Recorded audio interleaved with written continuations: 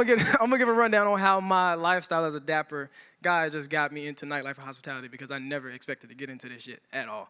So as far back as I can remember, I grew up in church. We got any church babies in the building? Make some noise, yeah, for sure. There we go. So I remember growing up in church. My mom was the first lady. My stepdad was the pastor, and I played the drums in church. So therefore, my mom tried to keep in a nice little button-up, a nice little baby shoes, whatever she could afford. And luckily, that just stuck with me throughout my life. And now you see this dapper, classy, very dandy, charming gentleman before you today. There you go. Give me some more. And then after I grew up, I became a man. I went to college, and it stuck with me there too. And because of that, I stood out a lot on campus. I'm going to lectures in slacks and hard bottoms, and my peers, they're going to school in like shorts and pajamas and things like they're comfortable. And they were like, bro, why are you showing up like that? But I actually like it. Can you help me, change my wardrobe and get a little dapper like you? So because of that, I got into styling a little bit, and then the name Dr. Dapper came about. And when I coined that, one of my advisors was like, dog, you should really check out the fashion major. So I majored in fashion. And because of that, that led to me starting my own dress shoe company. So when she was talking about shoes, I was like, dang, that was me too. I started my own dress shoe company thanks to help my mom. But unfortunately, my mom ended up passing before I graduated college in 2016, like a couple weeks before I graduated. And before that, my grandma had passed and my dad had passed. Yeah, it's crazy, huh? So after all that was done, I was like, you know what? I'm going to just take the leap of faith. I'm going to go full-time into the shoes, and I'm going to just rock out with it. So in 2016, I graduated college, went full-time into my shoe company, and fast forward 3 years after that, in 2019, I had an idea. I'm like, I'm going to move to L.A., dog. Like, why not? I done lost everybody. I'm going to just move out of the state and just go to the other side of the country on my own by myself with a shoe company. So I moved out, and I was excited to come out here, wear the shoes, go to red carpet events. It's Hollywood, we're going to step out. We're going to go to some upscale events, be classy, stuff like that. We're going to do our thing.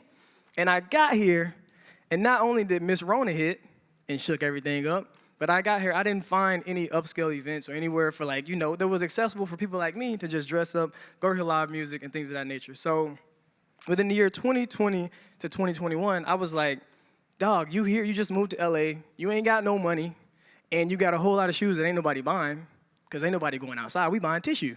So I'm like, all right, all right, whatever. So the entrepreneur in me was like, bro, there's a void in the events industry in LA, and it's something that's really needed. You need to solve that problem. So I was like, all right, bet. 2020 to 2021, I started doing networking events, just going out, testing it, seeing what would work. And because of that trial and error, I learned, I was like, bro, I can really do this shit. You really him. It's really needed. There's a market for it. So because of that, in 2022 is when I was like, all right, I'm going to go full-time into the events. Experience curation is what I call it. And I'm going to leave the shoes alone. I'm not going to do branding and business development consulting. I'm going to just go all in on the events. And because of that, the outlet was born. And give it up for the outlet. Come on. The outlet was born. So what you can expect when you come to the outlet LA, you can expect an experience for sure. Because when I moved here, I didn't really see a lot of experiences either. I saw DJs, same people, same clothes, same Hollywood stuff. So I wanted to change it up. So you can expect yacht events with live music and burlesque. You can expect mansion events in Bel Air, or you can expect a smooth night of R&B on a rooftop in downtown LA. But no matter what, you can always expect a luxurious venue, higher ticket prices, because shit ain't cheap, and an upscale dress code, because I want everybody to dress like me when they come to the event and feel special. So by doing that, I'm really big on narrative and lifestyle. And I feel like they both go hand in hand. And I'm really just big. I pride myself on curating spaces that redefine what we think about when we think about the Black community when it comes to nightlife and hospitality.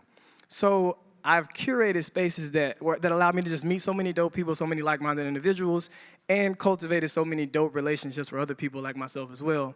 And it made me think about a thing that I would hear all the time when I came to LA. People were like, you can't meet good people in LA.